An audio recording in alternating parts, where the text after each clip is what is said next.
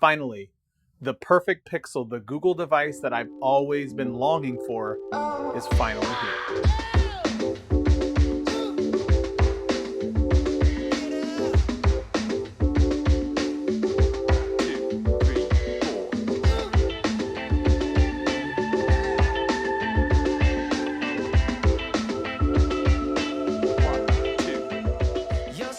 What's up, everybody? This is Scott. Welcome back to another video. Time out a second. You read the title right. This is the long-term review of the Pixel 4a. So let's run a little bit of tape first. Well, today is June 5th, Friday, June 5th specifically, and yesterday this little guy showed up for me. This is the Google Pixel 4a. That's right, I have been using this device for more than 2 months at this time.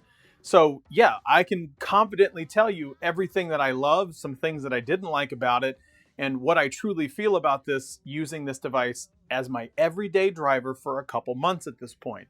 So today's video is not an unboxing or an first impressions or anything like that, but the Pixel 4a is the Pixel I have wanted for a long time. So let's just straight jump into the review. The first thing I want to talk about is the fact that it is an all plastic design. So yeah, it is all plastic. It's one of those things that to keep the cost low, you can't really have like glass and aluminum and metal and all that other jazz. But to be completely honest, doesn't bother me in the least.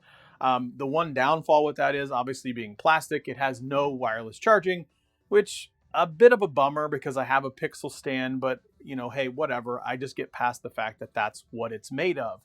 This is a very small phone compared to that of its older cousin, the Pixel 4 XL. So from an aesthetic perspective, once you get past the plastic, it's a small footprint. You look on the screen right now, you see that little dot that's in the upper left-hand corner, and that's your front-facing camera. Now, this is a whole lot of screen real estate in comparison to the 3A and the 3A XL last year. And it's definitely a physically smaller footprint, but you're getting a whole lot of screen for just the footprint that it's in. Flip this over to the back and you can see that you have the slightly blue power button that I initially thought was white, the regular old fingerprint sensor on the back, and I'll tell you, I missed the fingerprint sensor so badly. And especially now during the whole COVID epidemic, the idea that if I look at the screen, I don't have to worry about actually typing in my code or my pattern or anything like that, because I have a fingerprint scanner on the back. So it is like an old friend that gave me a nice warm hug when I came back. A lot like Olaf. The screen on the front is nice and crispy and clear. One thing I do wish the display did was get brighter. It seems like all Pixels just suck at getting really bright for whatever reason. That's probably my biggest thing with the display, is the fact that it just doesn't get as bright in the sunlight as I wish it would. Definitely compared to like an iPhone or an iPhone SE, it just doesn't get as bright.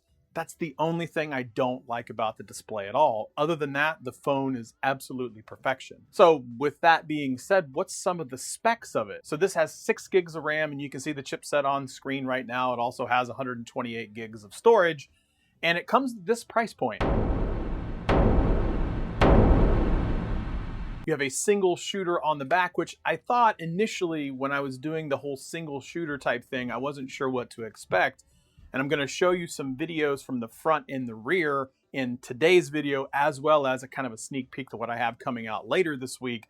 That single shooter on the back, it is no slouch at all. Now let's talk about performance and battery. Again, the thing from the 3A and the 3XL last year was the fact that the battery life, it was the champ.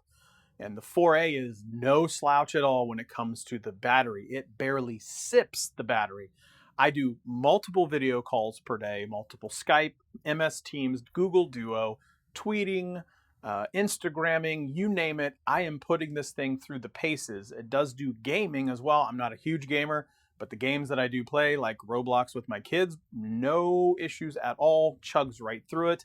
And again, it sips the battery compared to a lot of the other phones in this price point. I do have a video coming out later this week, and you can check in one of the things up top. I'm going to actually create a specific Pixel 4a playlist. It's going to be comparisons to the iPhone SE, comparisons to the 3a XL, and comparisons to the 4XL as well, just so you can see exactly how this thing stands up when you do a little bit of a competition between these other phones. So from a performance perspective, for what I use it for, it was no slouch at all. I recorded in 4K. I recorded in 1080p, 60 frames a second. I had multiple video calls. I did a lot of things to this, and I barely sipped the battery at all. Lots of times I was getting anywhere between 6.5 and 7.5 hours of screen on time, and I would still have somewhere around 17 to 22% of the battery life. Again, more than enough for even me, more of a hardcore user of a phone, to go the entire day, and I don't have to worry at all about the battery life crapping out on me. The best part is because it does have a little bit of a quick charge to it, I can plug it into my regular Pixel charger and get a pretty good boost of energy in even a modest 15 minutes. I can go probably 20-25%, at least for me, when I'm using the 4A charger on it, and can go that fast. So more than enough for me to go an entire day. And even if I need a quick top off, I can go 15-20 minutes on a charger and more than make it through the rest of the evening. So I talked about the aesthetics and the body, and I talked about the performance and the battery life, but let's talk about another big thing. It is a Pixel after all.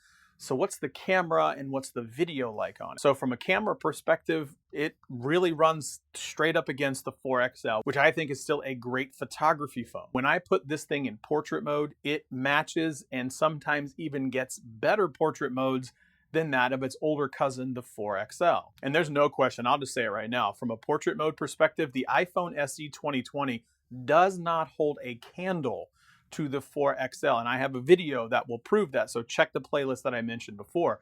I mean, from my perspective, the 4A is a way better buy at the price point compared to the iPhone SE because of how much great stuff that you're getting with the 4XL. The photos are better, and even the video has gotten better. And here's a quick snippet from a video in my future that proves that. So both of these devices are a front-facing 1080p 30 frames per second shooter.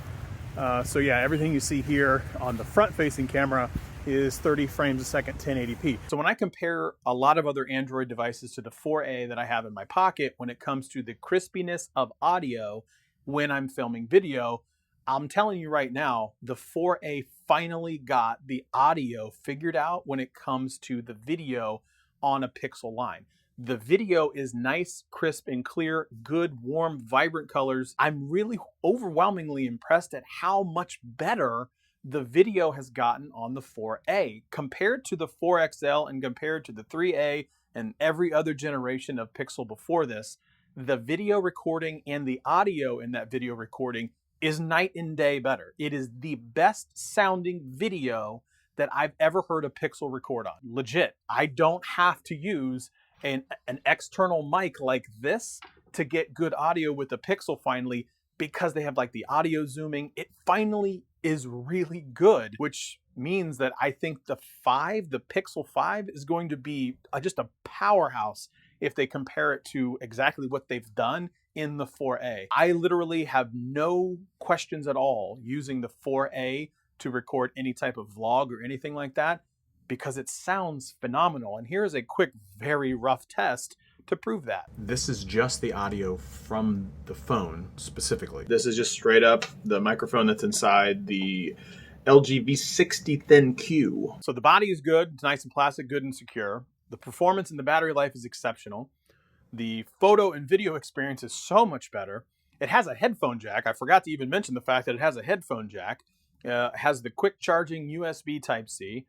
And the price point is literally cheap. It is in my opinion, the perfect Pixel that is available right now. You can spend a fraction of the cost, definitely compared to either like a high-level iPhone or maybe something like a Thin Q. You're spending a 50%, if not greater, price to get the best Pixel on the market right now. I am overwhelmingly happy with using the 4A constantly. The one thing that drives me the biggest crazy is the fact that I just don't have a bigger screen. I would have loved an XL version of the 4A because I like a big phone for just watching media. That is the only bad thing that I can say about it.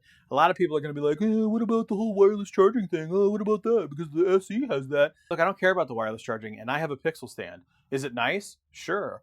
A lot of time for me, I have a charger sitting right here. Let me pull up the cord. I have a charger sitting right here because I want to be on my phone while I'm using it. If I'm doing wireless charging, I actually have to set it down, and I don't want to do that because I'm trying to use my phone. So for me, it's just like whatever. I lived without it for a long time. I don't really care. The only thing that I didn't like about it was the fact I would love a bigger screen. But honestly, with the little teardrop thingy they have in the upper left-hand corner, I don't care. Like, it's fine. It is the perfect Pixel. Finally, Google, you nailed it. Like, just straight up nailed it. I would recommend the 4A to anybody looking to get into an Android device at all. If you want to save cash, 4A, no question. You want good video and good audio and good photos? 4A, no question. I can't even recommend the 4XL, the last year's flagship, over this because the 4A is just that good. So in summary, buy the 4A.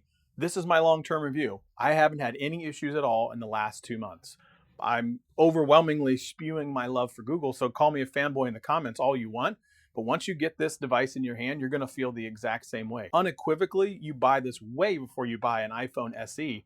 And then I can hear people going, yeah, but what about the 4K 60? You know what? You're not filming 4K 60 that much. I promise you that. If that is what you're doing, go buy another device because you need to be doing something else. But for the average user, I'm telling you right now, 4A hands down. So that's it. That's all I have. Check the thing in the description below for all of my Pixel 4 content.